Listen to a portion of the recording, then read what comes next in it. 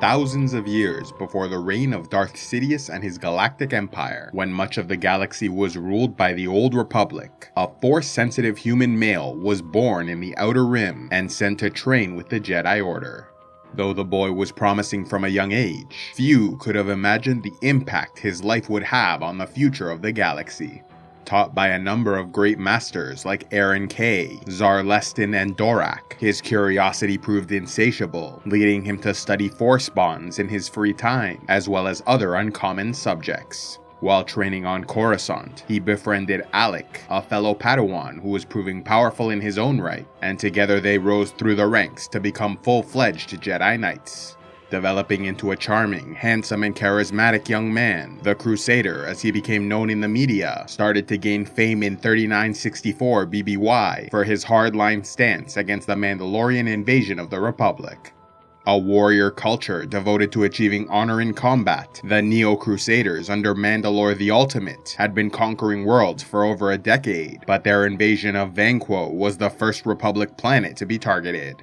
In response, the government sent their fleet to war, but the Jedi High Council did not join them, voting to stay out of the conflict, to the surprise and anger of many. Despite all of the people and worlds under immediate threat from the Mandalorians, the Masters of the Jedi Order had a number of reasons for making their decision, with some believing the Jedi must seek a peaceful resolution and avoid violence at any cost, while others thought they should only ever engage in conflict to defeat the Sith Order and must wait for the day their ancient enemies re-emerged. Yet some few also sensed a larger game was being played, and the Mandalorian invasion may only be the first move. Thus, they should reserve their strength and act only when they had more information.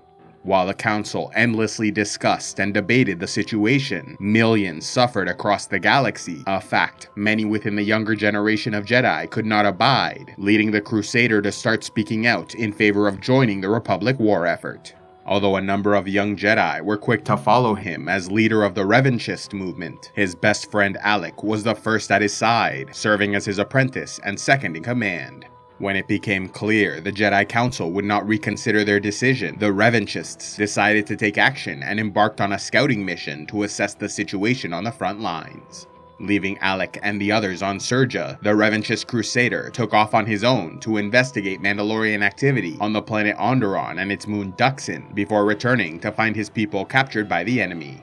Reporting his findings to the Jedi Council, the Crusader was allowed to take off on a rescue mission for his comrades, but it proved unnecessary as Alec and the others were freed by an unforeseen ally, the former Jedi Padawan and wanted criminal Zayne Carrick. Born with moderate force capabilities, Carrick was trained on Taurus, where he ranked last in their class, making it clear he would never become a Jedi Knight.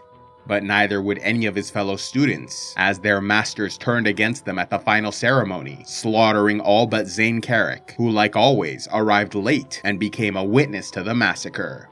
Fleeing for his life, Zayne became an infamous fugitive, sought throughout the galaxy when the Jedi Masters framed him for the murders. Gathering together a crew of loyal companions, Carrick began his own investigation and discovered that 5 Jedi on Taurus made a pact to kill their students after a vision was interpreted to mean one of their Padawans would become a Sith and destroy the Jedi Order. Realizing this meant they would stop at nothing to kill Carrick and his allies, he decided to stop running and go on the attack, even sending a warning that he was coming to destroy them, even if it really did result in the collapse of the Jedi Order. During one of his missions, Zayne's friend Jarrell was mistaken for a Jedi and captured by the Mandalorians, who took her to Flashpoint Station, where the scientist Demigol was conducting experiments on Force sensitives. Chasing after them, Zayne Carrick infiltrated the station and freed Jarrell as well as a number of other prisoners, which included Alec and the REVAN'S, who embraced him as an ally. Although Alec's friendship with Carrick saw them join together on a number of adventures, it eventually led to deep feelings of hurt, jealousy, and resentment when his love interest, Jarrell, rejected his advances and chose to be with Zayne. Reuniting with the Crusader, the REVAN'S movement returned to the core and found themselves at a new level of popularity, which they immediately used to amplify their message, continuing to urge the Council to authorize participation in the war. But this only set the Council further against them, and so they issued arrest warrants against the REVAN'S Jedi.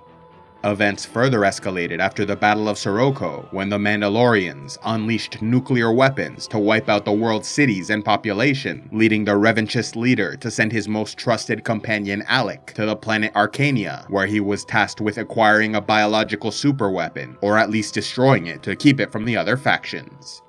Inevitably, hostilities erupted, and Alec fought alongside allies like Zane Carrick, Cartho Nassi, and others to neutralize the weapons and kill their creator.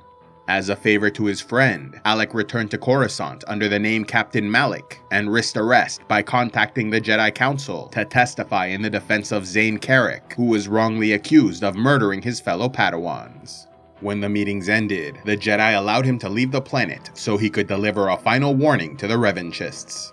Having learned of dissension among the Mandalorian ranks, the Jedi Council wanted to amplify this discontent in the hopes of fracturing their unification to facilitate a Republic victory, viewing this as a more peaceful alternative to directly entering the war. But in order to pursue this path, the Jedi needed the revanchists to stop their campaign from escalating the conflict, and so sent Malik back to his friends with a final warning to stop their activities and return to the core. Tracking his ship, the Jedi followed Malik to the planet Cathar, where the revanchists were investigating the disappearance of the local population 10 years earlier, suspecting the Mandalorians were behind this atrocity. As the Masters chastised the rebels, the revanchist crusader found a Mandalorian mask hidden under the sand, and as he picked it up, all the Jedi present experienced a shared force vision of the past, watching helplessly as the Cathar population was pushed into the sea and exterminated by the Mandalorians seeking vengeance for their defeat in the Great Sith Wars of Exar Kun decades earlier. When a lone female Mandalorian failed in her attempt to plead for their lives, she chose to die at their side when Cassis Fett opened fire.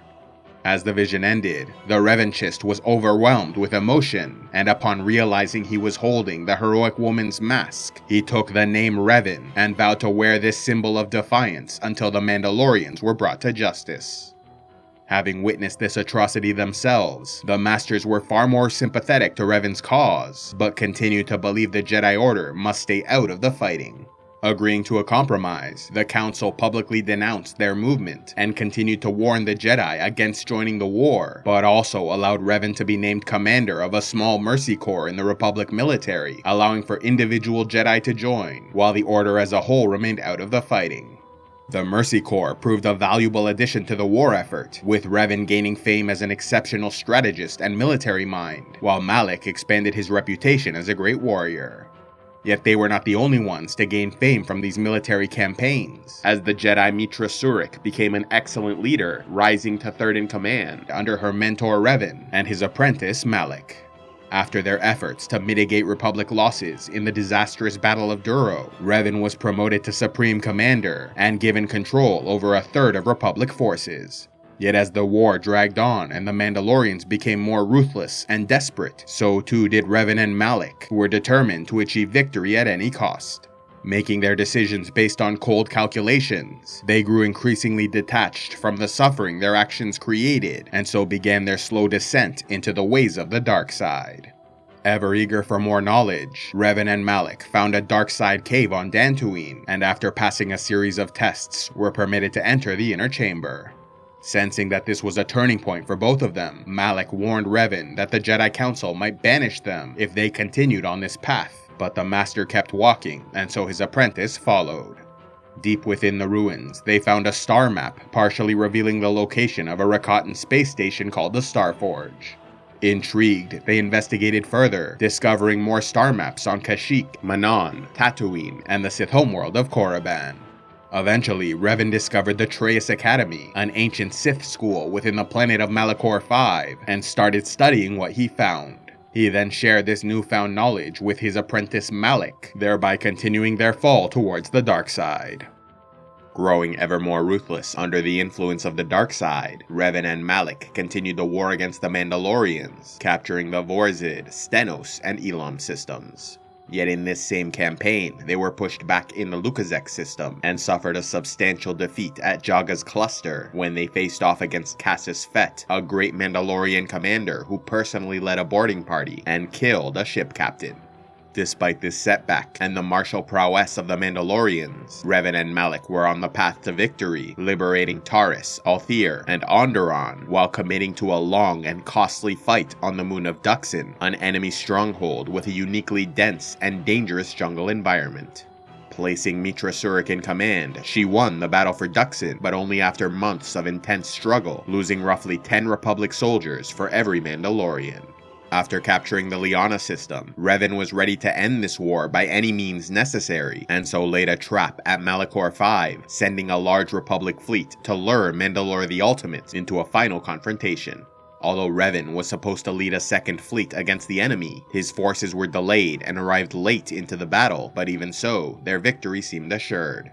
Recognizing they could not win, Mandalore the Ultimate challenged Revan to single combat and put forth a valiant effort before he was defeated and killed. Yet as he lay dying, he spoke to his enemy and revealed the secret truth behind the war. Decades earlier, Mandalore was approached by a red-skinned alien claiming to serve a powerful Sith Lord, and together they underwent a quest to find the remains of the ancient ruler Dramath II on Rekiad, though in truth he simply wanted an opportunity to corrupt the Mandalorian's mind with the dark side. When their mission was complete, the Sith revealed that his master had a vision of the future in which the Mandalorians conquered the Republic. Under the sway of the dark side, the prophecy preyed on his desires and ambitions, causing Mandalore to fall for the lie and prepare his people for war. Shocked by all he heard before the enemy passed away, Revan was determined to investigate further, but first removed Mandalore's mask and took it as a war prize, knowing that without it, the Mandalorians could not unite under a new leader. Though the enemy chief was dead, the battle raged on, and with both fleets in range of the planet, Revan initiated the final part of his plan, giving the order to Meetra Surik, who dutifully obeyed and activated the Mass Shadow Generator, a dark side superweapon which created a mass gravitational force, pulling nearly all surrounding ships directly onto Malachor's surface, destroying the Mandalorian fleet and most of the Republic fleet, in addition to the planet and its population. Though it came at a heavy cost, the ruthless strategy employed by Revan at Malachor V won the war for the Republic, ended the immediate threat, and devastated Mandalorian civilization to such a degree it took generations to recover. Having lost their leader as well as most of their ships and soldiers, those who remained offered their unconditional surrender and fled to the Outer Rim, becoming outlaws, mercenaries, and bounty hunters. In the core worlds, many viewed Revan and Malak as heroes who vanquished a terrible scourge threatening the galaxy. However, others, including those on the Jedi Council, felt their actions at Malachor went too far, with some noting that many of those lost on the Republic side were critics of Revan's leadership, while most of his loyalists survived and continued to follow him after the war. Demanding that the three most senior Jedi generals return to face judgment for their crimes, Revan and Malak ignored them without remorse, but Meetra Surik, who was utterly transformed after Malachor V, did as they asked and went before the council. In addition to the physical devastation caused by the Mass Shadow Generator, the effect was so powerful and loss of life so extreme, it created a wound in the Force.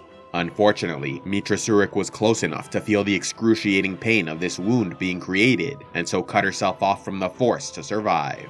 Having lost a part of herself in that battle, Meetra returned to face the Jedi Council and accepted their banishment from the Order, after which she boarded a ship and disappeared without a trace for many years. Meanwhile, Revan completed construction of his HK-47 assassin droid, and Malak suggested sending it after Meetra, but Revan decided against it, claiming that without the Force, she was already dead. Though the war was over, Revan and Malak feared an even greater threat may still exist, and so traveled to Rekiad, where they found the tomb of the Sith Lord Dramath II, as well as a datachron, confirming what they were told by Mandalore the Ultimate. Searching through the information, they found the coordinates to Nathema, an ancient Sith world where they might continue their investigation. Knowing that he needed to keep the Mandalore's mask far from the Mandalorians, Revan hid it in the tomb of the Sith Lord before departing. Traveling to Nathema, they felt the terrible shock, pain, and sense of loss experienced by Force users who travel to a planet without the Force, but overcame their discomfort and discovered the truth behind this lifeless abomination of a world. Over 1,000 years earlier, during the golden age of the old Sith Empire, a pure-blood child was born to a poor farm woman on a remote northern continent, within the insignificant world of Midrayas, on the edge of their space. Naming him Tenebrae, the boy had deep black eyes and never cried or showed emotion, cloaked in an aura so menacing it scared animals and other children away. At the age of 6, it became clear he was powerfully Force-sensitive, and soon the man who raised him learned his wife had an affair with the ruler of Midrias, meaning Sith Lord Dromoth was the boy's biological father. Outraged, the farmer physically attacked his wife, causing Tenebrae to feed off his anger and lash out with the dark side, snapping the man's neck. For his mother, Tenebrae reserved a far worse fate, letting her die only after months of torture, punishing her for the betrayal of their family. Over the next 4 years, the young Sith used his powers to grow a following, bringing neighboring villages and towns under his rule. At first, Lord Dromoth paid no attention, as the northern continent was remote and unimportant, but as his son's domain grew larger, he decided to meet the boy in person and assess his potential. Upon learning that this Sith Lord was his father, Tenebrae wasted no time and launched a devastating attack into his mind, forcing him to suffer insanity before ending his life. Although Lord Dromoth had a legitimate son and heir, Dromoth II feared the wrath of this mad child, and so fled with his followers to settle on Rekiad, where he ruled until his death. Back on Midrias, Tenebrae spent the next 3 years conquering the planet, and at the age of 13 in 5100 BBY, sought to legitimize his rule by traveling to the Sith capital of Zyos and presenting himself before Emperor Marka Ragnos, one of the greatest Dark Lords in history. The Emperor immediately sensed the boy's potential and gave his blessing, officially pronouncing him as Sith Lord Vitiate, undisputed ruler of Midrias. Renaming his planet Nathema, Vitiate spent the next century in relative isolation, studying the dark side and imparting his knowledge upon students and followers. Earning a reputation as a scholar on a distant world, few paid attention to Vitiate, and he in turn stayed out of the wars and conflicts of his fellow Sith. When Marka Ragnos died in 5000 BBY, Vitiate remained neutral in the War of Succession between Ludo Kresh and Naga Sadow, and following the victory of Naga Sadow, stayed out of the Great Hyperspace War he launched against the Republic. Failing to conquer their ancient enemies, the Sith were on the brink of annihilation as their fleet was destroyed and Emperor fled into exile. Yet in the wake of this tragedy for their people, Vitiate saw an opportunity to strike. Throughout 4999 BBY, the Sith Lord sent out broadcasts, stoking fears within the Empire by warning of a Republic invasion, and following their victory against Naga Sadow, that is precisely what occurred when the Jedi and their allies visited every enemy world they could find to purge it of any Sith influence. With the remaining Imperials in a panic, Vitiate once again sent out messages, this time inviting the remaining Sith Lords of the Empire to join him on Nathema, where they would perform a ritual to unleash the true power of the dark side against their enemies. As all this occurred, Vitiate had a team of his best researchers and explorers locating a route to Dromund Kaas, an ancient Sith world lost for centuries and entirely unknown to the Republic. When his people at last found the planet, Vitiate was ready to begin the ritual. Channeling his immense power, the ruler of Nathema reached out with the dark side and forced his will on the 8,000 Sith Lords who answered his call, using their life force to fuel the ritual throughout the next 10 days. When it was over, every living thing on the planet was dead, with all of its collective energy, including the force essence of the planet, transferred into the body of Vitiate, making him immortal with unparalleled abilities. Although the Sith respected power and cared little for how it was attained, draining a planet of its energy would be considered an abomination by any Force user, as their presence on such a world would mean they too felt the pain of this loss. Understanding the severity of what he did, Vitiate forbid travel to his homeworld and hid its location, blaming its destruction on the Jedi and Republic. Easily the most powerful Dark Lord remaining, Vitiate traveled to Korriban, where he gathered as many Sith and their servants as possible, before leading a great exodus into the unknown regions, taking them on an unnecessarily long 20-year voyage, in order to ensure they became entirely dependent on their leader for survival. When he felt the time was right, Vitiate brought them to Dromund Kaas and established the reconstituted Sith Empire, promising to one day take their revenge against the Jedi and Republic. Revered as a god, the Emperor spent most of his time in isolation, leaving administrative duties to the Dark Council, 12 powerful Dark Lords who each governed a different sector of Sith society. Over the next 1,000 years, Vitiate grew the strength of his empire, and when the time was right, sent an agent to contact Mandalore the Ultimate, manipulating him into starting the Mandalorian War to test the Republic's defenses. Learning about this hidden Sith Empire, Revan and Malak knew the Emperor needed to be stopped, but rather than inform the Jedi and Republic, they took it upon themselves to end this threat, and so traveled into the unknown regions, searching for Dromund Kaas. Arriving in Sith space, Revan and Malak posed as mercenaries to gather intelligence, and eventually formed a plan of working with the Royal Guard Yari to infiltrate the Imperial Citadel and assassinate the Emperor. Unfortunately for them, the Sith ruler was fully aware of their presence, and sent Yari to work as a double agent, meaning that when Revan and Malak arrived in the throne room, the Emperor was ready and quickly dominated their minds with his unique powers. Enslaved to his will, they were each granted an ancient title of great prestige, and reborn into the dark side as Darth Revan and Darth Malak of the Sith Empire. Publicly, Vitiate announced they caught and executed 2 spies, but in private, he ordered his new servants to return home and conquer the Republic. To aid them in this mission, they were instructed to use the Starforge, star-powered, force-infused technology built by the ancient Rakatans, capable of creating an endless supply of ships and war materials. In order to find this mechanical wonder, the Dark Lords left Sith space and journeyed to Manon, Tatooine, and Korriban, collecting the final pieces of the map to reveal its location. On Korriban, Revan recovered the mask of the great Sith Lord Tulak Hord, and throughout the journey recorded a personal holocron with his teachings and philosophy, most notably explaining his thoughts on the relationship between master and apprentice, ideas which later inspired Darth Bane's Rule of Two and a lineage of Dark Lords who eventually defeated the Jedi Order. Following the map they assembled, Revan and Malak were led to the planet Lehon, where they crash-landed on its surface. Learning the world was surrounded by a disruptor field, the Sith Lords made deals with and betrayed both sides of a tribal conflict among the local Rakatan population, allowing them to access the Temple of the Ancients, where the disruptor field was controlled so they could leave the planet and enter the Starforge. Yet something changed within the minds of Revan and Malak throughout the weeks and months since leaving the Sith Empire, as their distance from Dromund Kaas and strong wills allowed them to unknowingly free themselves from the Emperor's control, left with only vague recollections of their time in Imperial space. From these altered and obscured memories, the Dark Lords concluded they must take direct control over the Republic, so they might possess the strength necessary to defeat the terrible threat waiting in the unknown regions. Believing the Jedi proved their weakness by abstaining from the Mandalorian Wars, they dedicated themselves to the dark side and founded a new Sith Empire with Darth Revan as master and Darth Malak as apprentice.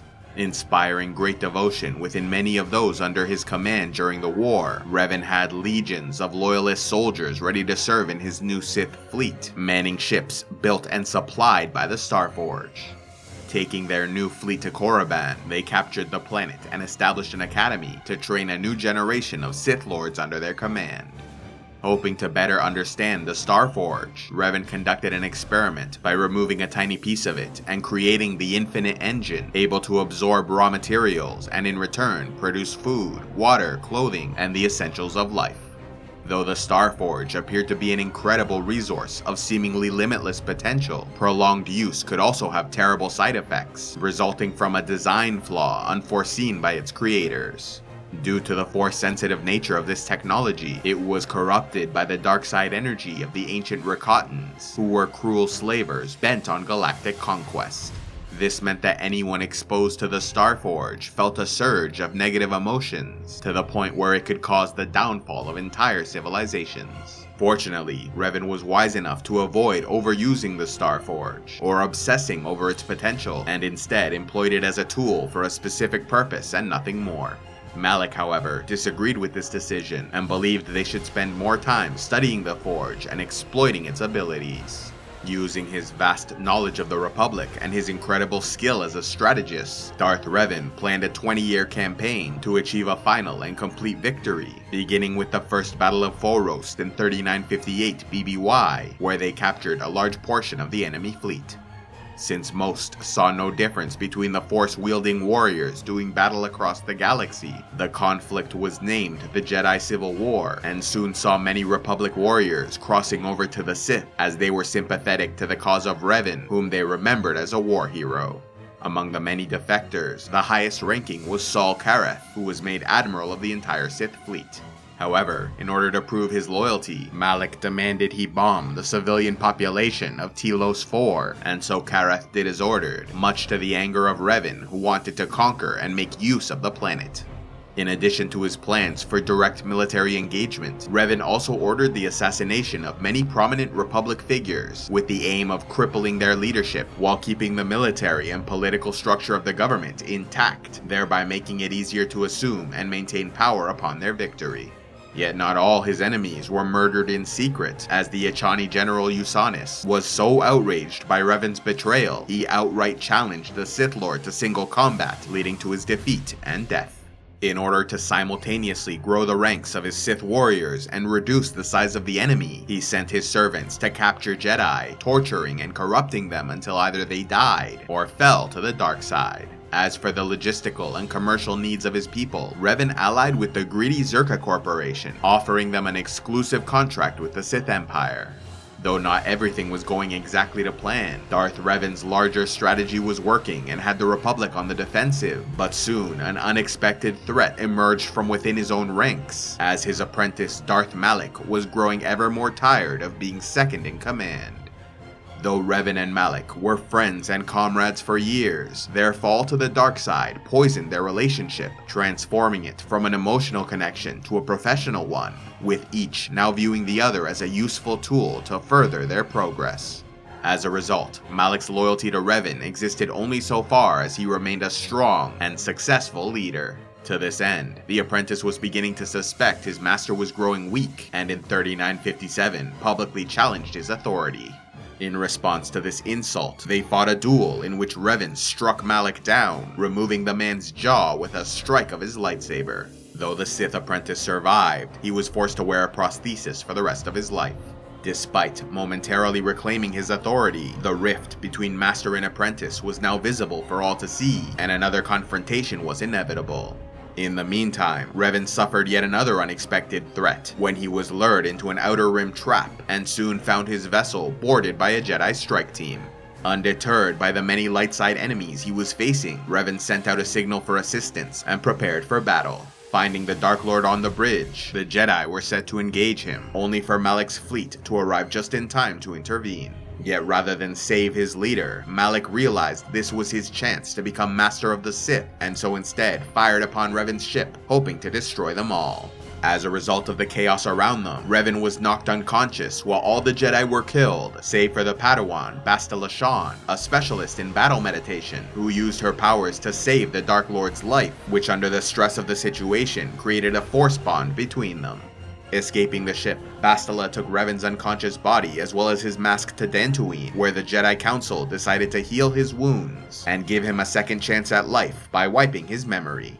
Granting him a new identity as a Republic soldier, the Council hoped his tremendous talents might help them in defeating the Sith Empire he created.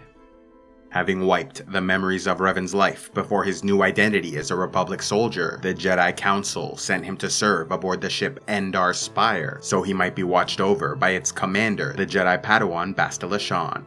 Meanwhile, Darth Malak, newly risen Master of the Sith and ruler of their empire, began his reign by disregarding the carefully planned 20-year strategy of conquest designed by Revan to preserve as much of the Republic as possible while bringing it under his control in favor of an aggressive, merciless campaign focused on destruction rather than conquest, which in theory should bring him victory far sooner.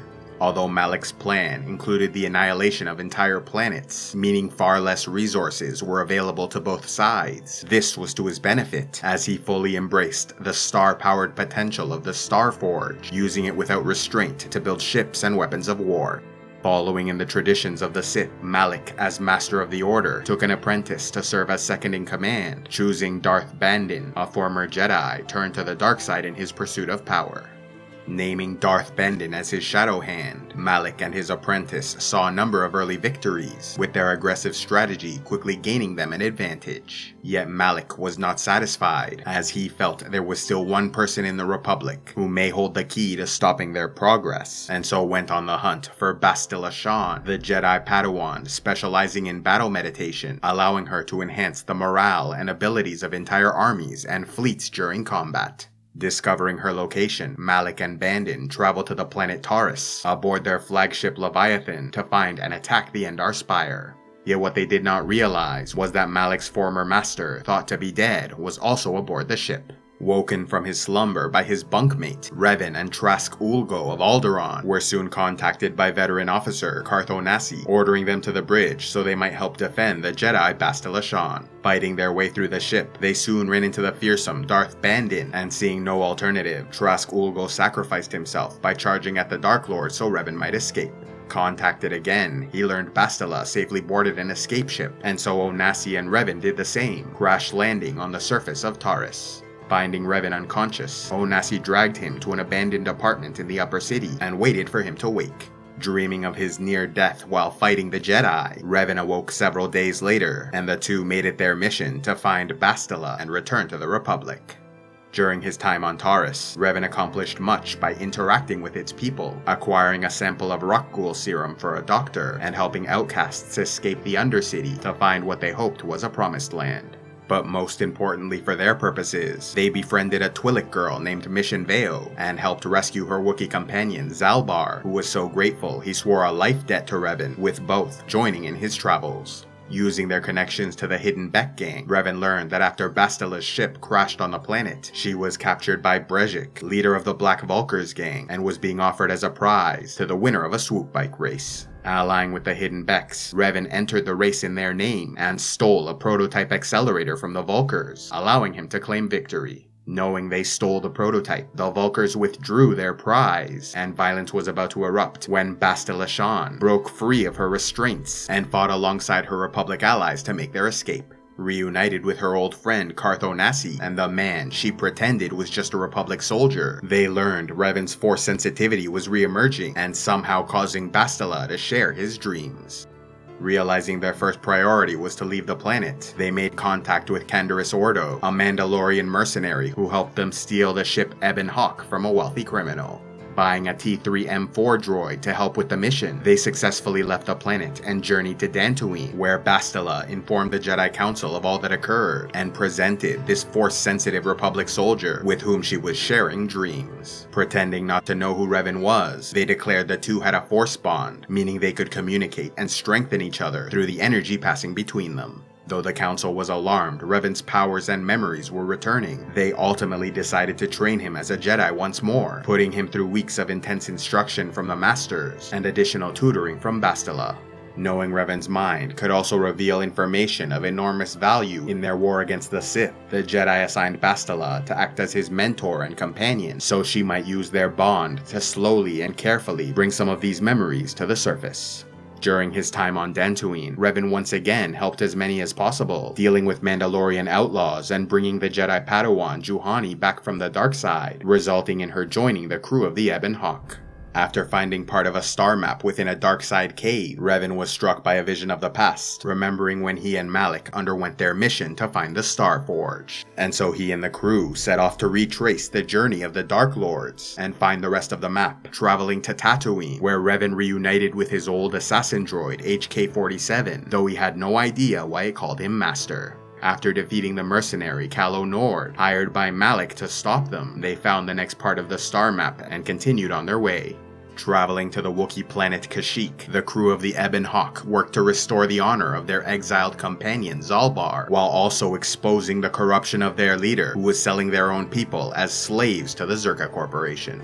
Finding a new crewmate with the Jedi Jolee Bindo living in the wilds of the planet, they recovered the next piece of the star map before moving on to Manon, where Revan found himself caught up in a murder trial, acting as arbiter for Sunri, an old friend of their newest companion. After previous attacks against Revan failed, Darth Bandon went in person to meet him on Manon, but was killed in the confrontation. Finding the next piece of the star map, the Ebon Hawk headed for Korriban, the last location they needed, but were caught and captured by Saul Karath of the Leviathan. Imprisoning the crew, they were tortured for information and learned the Sith destroyed the Jedi Enclave on Dantooine. Yet they were soon rescued by one of their companions who remained hidden on the ship and together fought their way to the bridge, where they confronted and killed Saul Karath. Once a mentor to Cartho Nassi, Karath whispered the secret about Revan into his ear, and when they next ran into Darth Malik, he revealed the truth to them all. While Revan stood shocked and confused to hear he was once a Sith Dark Lord, Bastila Shan sacrificed herself by charging at Malak, giving the others just enough time to escape.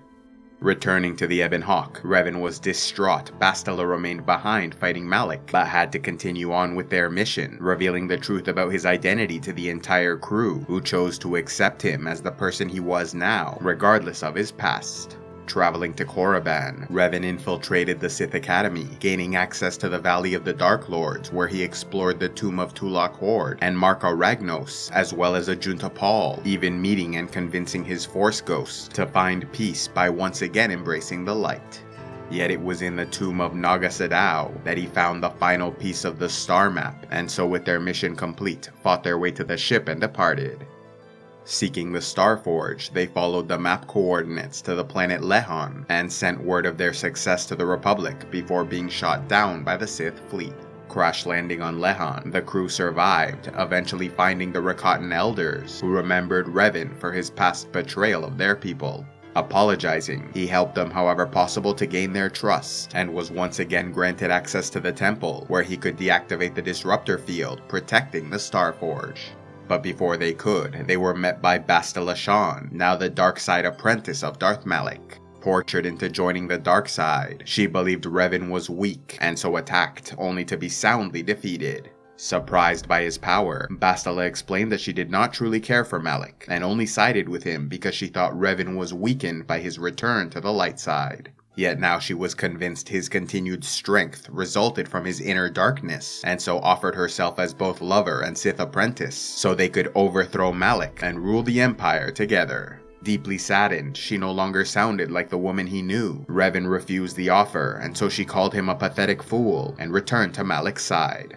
Deactivating the field, Republic forces were now free to launch an all-out assault on the Starforge, but faced a distinct disadvantage as Bastila Shan was using her battle meditation to enhance the abilities and morale of Sith forces. Yet she was soon confronted by Revan, who boarded the Starforge with his crew, seeking to find and defeat Darth Malak.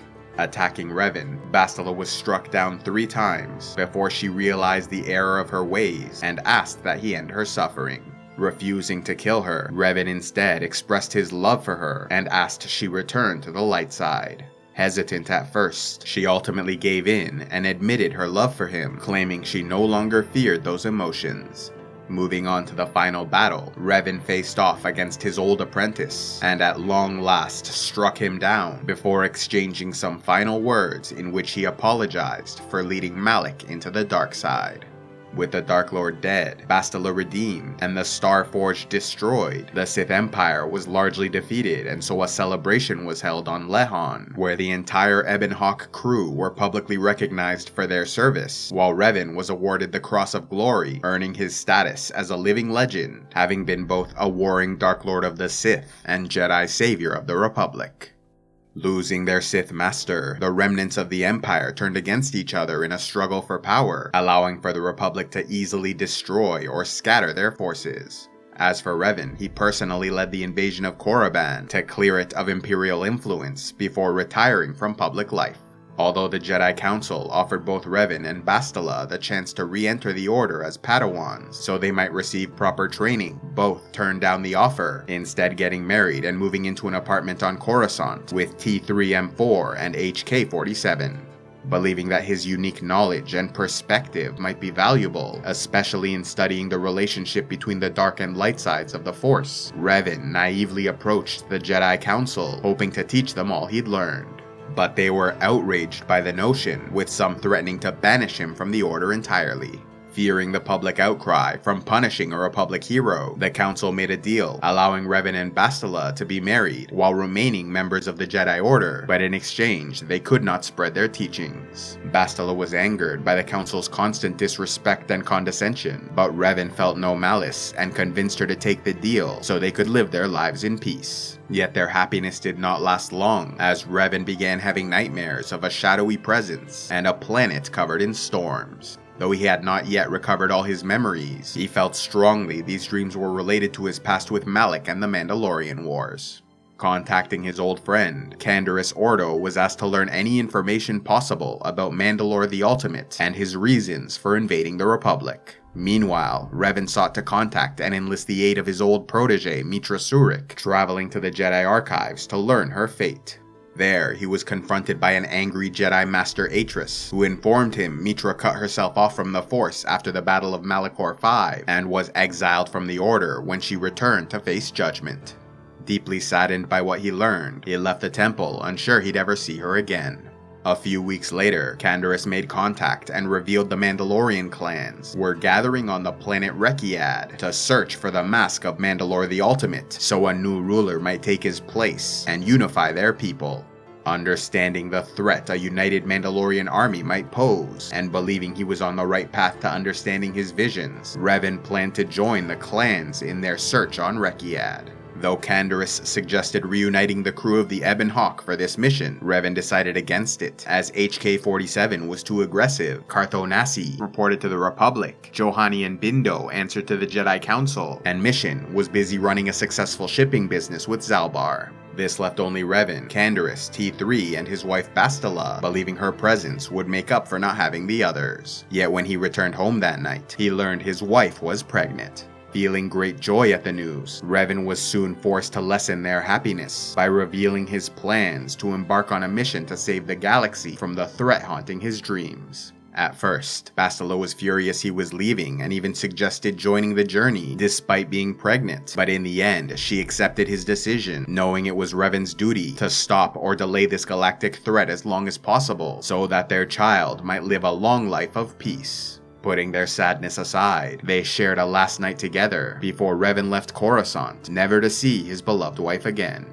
Journeying to Rekiad, Canderous was reunited with his people in Clan Ordo, introducing his companion as the mercenary Avner, who'd come to help them find the mask. Revan then met Vila Ordo, the proud, ferocious clan leader and wife of Canderous. Experiencing more dreams and memories throughout the voyage, Revan soon realized Clan Ordo was searching in the wrong area of the planet, and so had Canderous help convince them to move, resulting in a battle with Clan Gendry.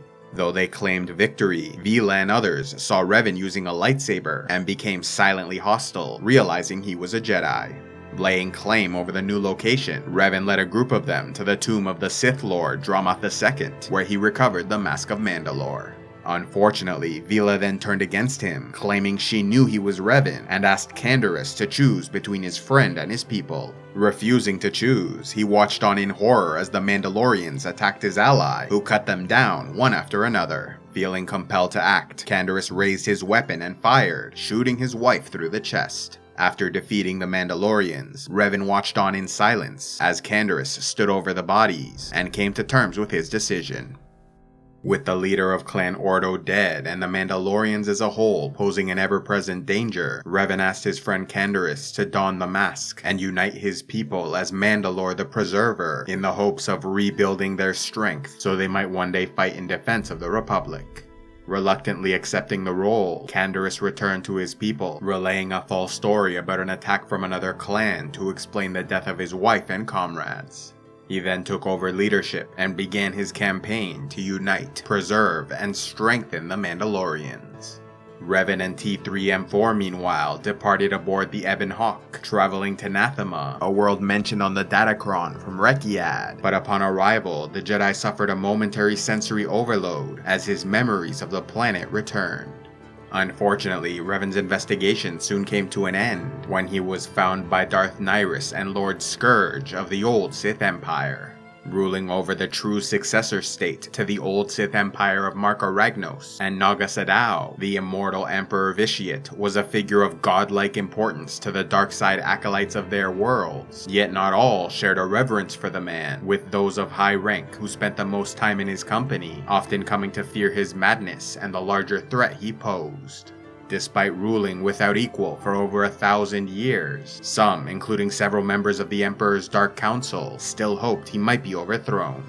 counted among the conspirators, the powerful Darth Nihilus, a specialist in Sith sorcery, hoped to recruit Scourge, the talented Sith Lord and respected interrogator, to her cause, and so brought him to Nathema so he might feel the horror of a world without the Force, explaining that the Emperor was a monster seeking to consume the life force of the entire galaxy. Yet just as they were leaving the system, a ship jumped into orbit above Nathema, and sensing a powerful Force user aboard, they opened fire, causing it to crash land on the planet. Recovering the still-living body of Revan, Nihilus knew him as one of the 2 Jedi captured by Vitiate, and turned into his servants. Realizing Revan must have somehow broken free of the Emperor's influence, they brought him to the compound of Darth Nihilus, where he was drugged, tortured, and interrogated by Scourge for the next 3 years, hoping to extract information they might use in their Sith rebellion. Yet as time passed, Scourge grew increasingly disillusioned with Nihilus, realizing the members of the Dark Council were using their conspiracy against the Emperor as a means to play politics and increase their personal power, but were unlikely to ever take any significant action. At the same time, he was growing increasingly curious about their prisoner, who was proving exceptionally powerful in the Force, resisting even their most brutal interrogation techniques. Eventually, Scourge stopped trying to inflict pain, and instead exploited the man's loneliness by entering into ordinary conversation, both to learn more about him, and in the hopes he might volunteer something of interest. Similarly, the Jedi purposely started to open up, explaining his views and philosophy concerning the Force, in the hopes of manipulating the Sith Lord into helping him escape. Fascinated by Revan's ability to channel both the light and dark sides, Scourge started revealing information as well concerning the Empire and conspiracy to bring down the Emperor. After years with only Scourge for company, Revan at last made his play, attempting to suggest an alliance between them, only for the Sith to laugh at the idea. Refusing to retreat, Revan pushed forward, confidently lying about a vision he saw of his freedom fast approaching, while also bluffing that the Sith Lord would soon know the truth of his words. After Scourge left the room, Revan, who was gradually building up a tolerance to Force-suppressing drugs, started concentrating his mind on contacting Bastila, when suddenly struck by a real Force vision, in which he saw the face of his old protege, Mitra Surik, and knew she was coming to his rescue. As all this occurred, the loyal droid T3M4 was determined to find his master, and so repaired the Ebon Hawk and flew it from Nathema, where it was found by Mitra Surik, the former Jedi exile, as she began a journey to regain her Force powers and defeat the Sith Triumvirate threatening the galaxy. Emerging from a period of infighting, the last remnants of Malak's Sith Empire united under Darths Traya, Sion, and Nihilus, but were ultimately defeated by Mitra, T3, and other allies, some of whom previously served under Revan. After contacting Bastila Shan and showing her T3's recording of a red-skinned Sith taking Revan from Nathema, Mitra and the droid left on a rescue mission, following his trail all the way to Drummond Kos, where her inquiries led to a meeting with Lord Scourge. Watching as Mitra killed the soldiers sent against her, Scourge realized she was a Jedi and believed she must be the person Revan saw in his vision. By the time the battle was over, Scourge understood Revan and the Exile were his best hopes for defeating the Emperor, and so offered an alliance, providing critical information and assistance for the rescue mission. In order to increase their chances, Scourge went before the Emperor and revealed that Nihilus, along with other members of the Dark Council, were plotting rebellion, leading royal forces to attack the traitors. Using the battle as a distraction, Scourge and Mitra made their way to the prison cell, where they found Revan with 2 Sith soldiers, who he convinced to switch sides. Reuniting with her beloved master, Mitra embraced Revan before he received an antidote to remove the drugs suppressing his powers, and the famous mask he wore all those years ago. Yet when the former Dark Lord put on the mask, he was overwhelmed by a flood of memories resurfacing and collapsed to the ground. Darth Nihilus then arrived and immediately killed the 2 soldiers before using her immense powers to defeat both Scourge and Mitra. Taunting them as she prepared a final blast of Force lightning, she waited too long, allowing Revan to rise from the ground, donning his mask to declare, "I am Revan Reborn, and before me you are nothing." Launching a massive burst of purple lightning, Revan absorbed and reversed the attack, consuming Nihilus to leave only a pile of ash. Retreating to a safe location, Scourge, Revan, Mitra, and T3M4 agreed the Emperor must be stopped, and so made a plan for his assassination. Unsure about how their mission would end, Revan spent his last night watching a video of his wife and child on repeat, filling him with renewed determination to ensure the galaxy survived long enough for his son to live a full life. When at last the moment arrived, the Sith Lord Scourge escorted his Jedi companions to the Imperial Citadel, hoping they might reach the throne room to assassinate the Emperor. Yet the plan was hindered when the guard Yari recognized Revan as the man they captured years earlier. Their identities exposed, a great battle erupted, with Mitra Surik and Scourge remaining to engage the guards, while Revan burst into the throne room, attacking the Emperor with all his might. To Vitiate's astonishment, the former Jedi and Sith Lord proved a challenging opponent, absorbing, blocking, and deflecting blows, while also going on the offensive, with powerful energy blasts from both the light and dark sides of the Force. Yet in the end, Vitiate overcame his enemy with a terrible lightning storm, which would have ended the battle if not for Revan's faithful droid, T3M4, who unleashed his flamethrower against the Emperor. Although T3 succeeded in distracting the enemy and saving his master, it cost the droid his life as Vitiate destroyed him immediately. Having finished defeating the guards, Revan's allies rushed into the room where the three prepared to charge against the Emperor. Yet it was in this moment that Scourge, for the first time in his life, was struck by a Force vision seeing far into the future when another Jedi, not Revan, would land the final blow against Vitiate. Even before this vision, Scourge was already starting to doubt Revan and Mitra as he learned more about their ideas and personalities. Although Revan channeled both the light and dark sides, Scourge recognized that his fundamental nature was self-sacrificing and therefore more in line with the light side.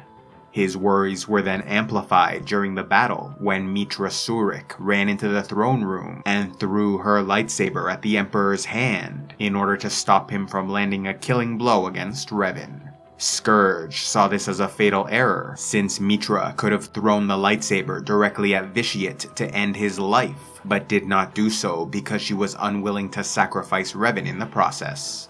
With his doubts confirmed by the vision, Scourge understood their mission was doomed to failure, and so sought a way to survive this ordeal, thereby leaving him available to help this future hero against the Emperor. Therefore, when Mitra stepped forward, Scourge stepped to the side and stabbed her through the back, killing her instantly. Taking advantage of this distraction, Vitiate unleashed another lightning storm to subdue Revan before taking him to Maelstrom Prison, where he was kept alive through machines and Sith alchemy. Scourge, meanwhile, claimed he only pretended to join the assassins so he could lure them to the Emperor, who was the only one powerful enough to defeat Revan. Satisfied with this response, Vitiate rewarded Scourge with the gift of immortality and granted him the position of Emperor's Wrath. Yet eternal life came at a heavy cost, as it was achieved through a dark side ritual which kept Scourge's body in a state of constant and unending pain, though the Emperor claimed he would eventually grow numb to this suffering. For 300 years, Revan was imprisoned, tortured savagely, and used as a source of information and Force energy, in addition to acting as a link to the light side, granting the Emperor visions of the future. Yet throughout the many years of torment, Revan was comforted and supported by the Force ghost of Mitra Surik, who remained by his side even after death. With her help, and through his own immense powers, Revan was able to reverse the mental connection, allowing him to influence the Emperor's mind and delay the invasion of the Republic for centuries. In this way, and in spite of defeat, Revan succeeded in accomplishing his primary objective by ensuring that both his wife and son lived out their lives in peace. While few knew the truth about Revan's ultimate fate, his extraordinary life made him a legend throughout the galaxy, with tales of his adventures spreading far and wide throughout his 3 centuries in captivity. Although he was remembered by many, there were some who came to worship him and his teachings, like the Ongri of Nar Shaddaa, who were entrusted by Revan to safeguard the Infinite Engine, a small piece of the Starforge capable of absorbing matter and manipulating energy in order to create anything the user wanted, including air, food, water, and shelter. There was also the Order of Revan, a secret society based on the Sith capital of Dromund Kaas, where they trained in both the light and dark sides of the Force. The Emperor, meanwhile, continued to grow his power, discovering a dark side ritual called Essence Transfer, which allowed him to abandon his physical form in favor of moving his consciousness through various host bodies, discarding them when they grew weak from dark side corruption. Putting this into practice, each body he inhabited became known as the Emperor's voice. Yet even with all his powers and abilities, Vitiate grew increasingly unsatisfied with life as a Sith Emperor, seeing past their petty dogma and doctrine to understand the true potential of the Force went far beyond the light and dark sides. He then found an opportunity to test out his new ideas when he learned about an ancient armada known as the Eternal Fleet, consisting of automated ships wreaking havoc in wild space. Leaving a part of himself behind to control the Sith Empire through the Emperor's voice, his consciousness went in search of the Eternal Fleet, which eventually led him to the unknown regions and the planet of Zakuul. Taking over the body of a warrior named Valkorion, he used the fleet to create a new superpower built without the constraints of Jedi and Sith philosophies. Ruling as an immortal emperor, he founded the Eternal Empire, where he trained the Knights of Zakuul as a new class of warriors wielding lightsaber pikes, who saw the Force as a practical tool for justice and nothing more, using them as a police and military force. In this way, the being once known as Vitiate now ruled over the Sith and Eternal Empires, splitting his attention between both. Though Revan succeeded in delaying the invasion of the Republic for 3 centuries, the Emperor eventually went through with his plans, initiating the Great Galactic War in 3681 BBY. Yet to his grave disappointment, the Sith Empire was unable to win a quick victory, leading to a 28-year war that only ended because Revan's continued influence encouraged a cessation of hostilities. Yet even so, the Emperor was determined to negotiate from a position of strength, and so in 3653 BBY, while Sith representatives met with Republic officials on Alderaan, Imperial forces invaded and sacked the enemy capital of Coruscant. As news of this conquest made its way to Alderaan, the Republic delegation felt they had no choice but to surrender, allowing the victorious Empire to dictate terms for the Treaty of Coruscant.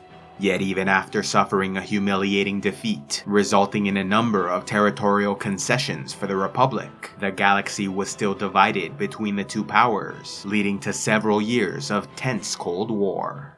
Despite winning the conflict and ruling over 2 great superpowers, the Emperor's focus eventually evolved beyond galactic conquest, as he proved ever more eager for power and terrified of death. Therefore, his ultimate goal was to perform a final dark side ritual with the aim of eliminating all life in the galaxy, leaving him as a truly immortal being, alone and unchallenged in the vastness of space. However, his greater desires were tempered and restrained by the hero Revan, who continued to endure terrible suffering as a prisoner in order to maintain his mental connection and influence over the Emperor. Yet after 3 centuries of pain and torment, his body could endure no more and would soon wither away, leaving the Emperor free to pursue his evil plans. Seeing the end drawing near for her beloved mentor, the spirit of Mitra Surik departed for a time in order to seek out Jedi Master Oteg of the Republic, who she convinced to organize a strike team that might rescue Revan and save his life. Though the former Jedi and Sith Lord was horrified to learn he was free, as this meant his influence over the Emperor was at an end, the spirit of Mitra explained that his strength was failing, and now at least he could rejoin the fight to defeat their enemy once and for all. Following his rescue from Maelstrom Prison, Revan traveled to Tython, where he met with the Jedi Council, informing them of all he knew concerning the Emperor and the Imperial threat. Yet his many years of solitude and experiences with both the light and dark sides meant he no longer felt the same camaraderie with the Jedi Order, and so took off to wage a private war, dedicating himself entirely to the defeat of the Emperor and fall of the Sith Empire. After reuniting with the ever-faithful assassination droid HK-47, the former Jedi recovered his famous mask from the Order of Revan on Drummond Koss, but did not seek any further association as their reverence made him uncomfortable. Determined to end the Sith threat at any cost, Revan took possession of the Foundry, an ancient Rakatan manufacturing facility whose location he successfully hid from the Emperor during his captivity.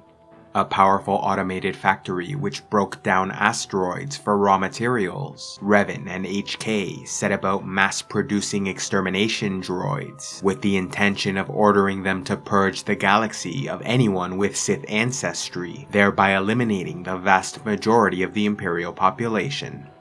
However, the Empire soon learned of what was occurring and sent an elite strike team to the facility where they destroyed HK-47 and slayed Revan before he could enact his plans.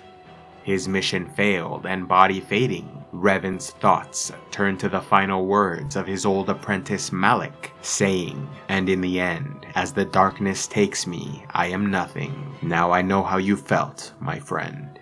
Yet he found no peace in death, as the repercussions of becoming a master in both the light and dark sides complicated his passing.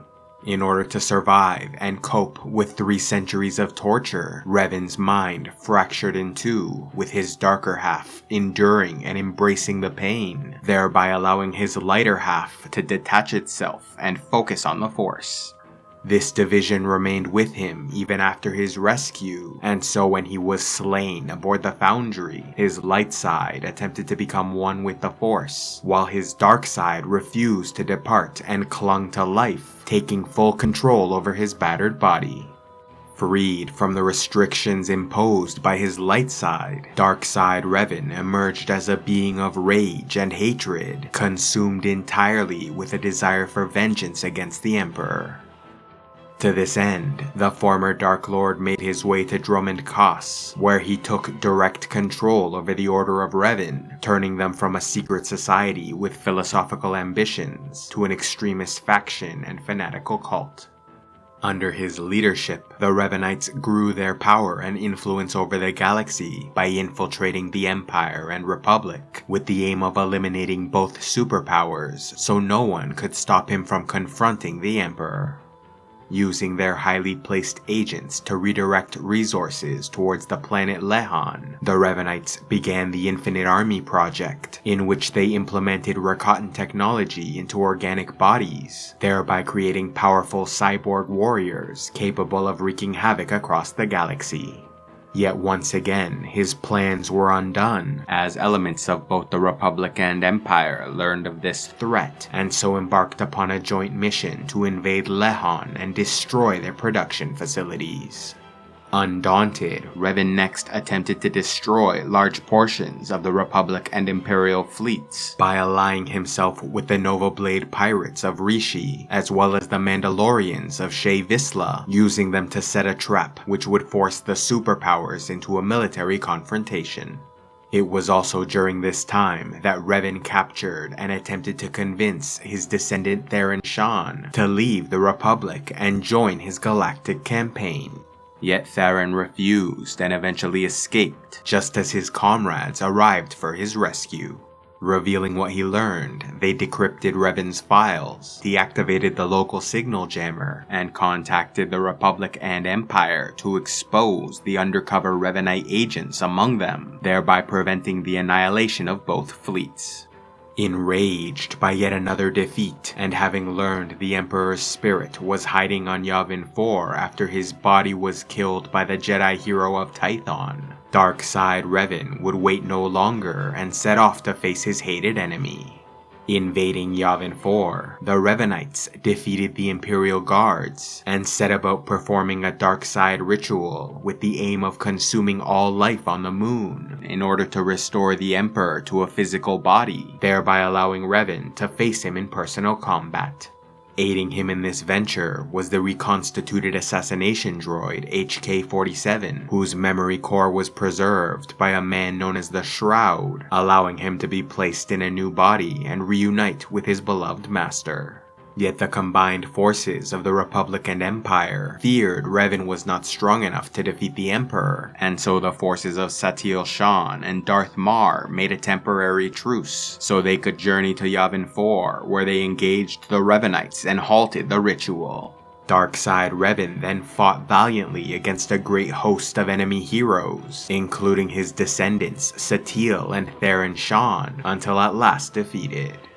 Making matters worse, they soon heard the voice of the Emperor, whose strength was partially restored by feeding off the massive loss of life from the battle, allowing his consciousness to depart and continue his campaign to conquer the galaxy. His mission a failure, Darkside Revan was then confronted by the Force Ghost of Lightside Revan, who convinced him to accept death. And so the two halves merged together, causing Revan's body to disappear, leaving behind his robes, mask, and lightsaber. Eventually, the Emperor, in the form of Valkorion, was slain by the commander of the Eternal Alliance, a new faction born from a coalition of species hailing from the Republic, Sith Empire, and Eternal Empire. Yet even so, the threat lived on, as the Emperor had contingencies available in the event of his defeat, allowing his spirit, though significantly weakened, to survive. Having vanished for a time, Revan was unwilling to become one with the Force, while any shred of his enemy's life force remained. Therefore, he re-emerged to help the Jedi Kira Carson and Sith Lord Scourge as they underwent a mission to destroy the Emperor's original body, knowing that as long as it survived, he could not be fully destroyed. Yet even the destruction of Tenebrae was not enough to eliminate this ancient being, as it was covered in markings which released a plague, infecting and linking the minds of its victims, which then permitted the last remnant of the Emperor to live on within their collective consciousness.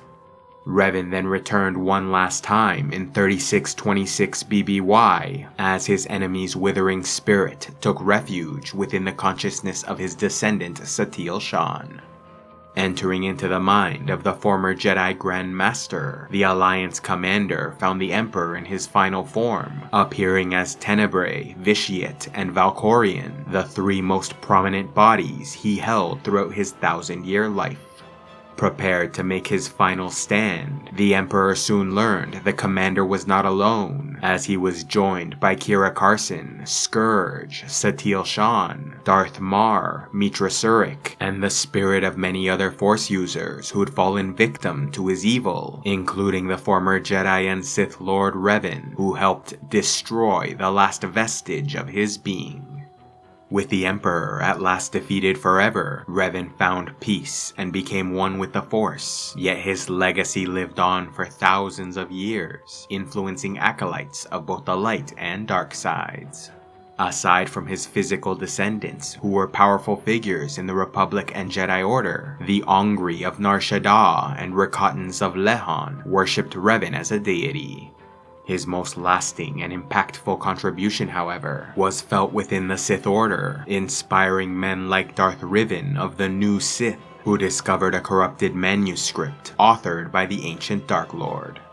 Yet this paled in comparison to the influence he had on Darth Bane, who used the teachings of his holocron to reform the Sith Order. Enacting the rule of two philosophy, the Order worked in the shadows for the next 1,000 years, until they eventually destroyed the Jedi and Republic under Darth Sidious, heir to the Baneite Sith, who emerged as ruler of the First Galactic Empire.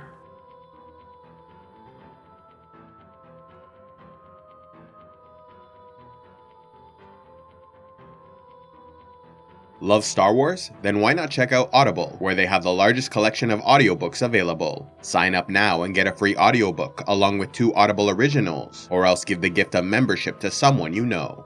If you prefer to read your stories, then click on the link to the Kindle Unlimited plan and get access to as many ebooks as you wish. If you haven't already, be sure to check out the Star Wars Old Republic series, including Book 3 exploring the life of the hero Revan after the Jedi Civil War. A special thanks to all those who contribute to Civilization X, like Sir Jeremiah Ironside of House Cumcia, Christ Walder, the Crimson Shadow, Sir Daeron of House Ashford, Knight of Iron and Ice, Fred Heartless, and Knight of the Sacred Scroll, Sir Elendil of Numenor. If you'd like to help the channel, you can sign up for membership through the YouTube join button, buy merchandise from the store page, or else go to patreon.com/civilizationx, where you can get early access to videos, vote on future content, and access the Patreon only series, Heroes of Lore and Legend.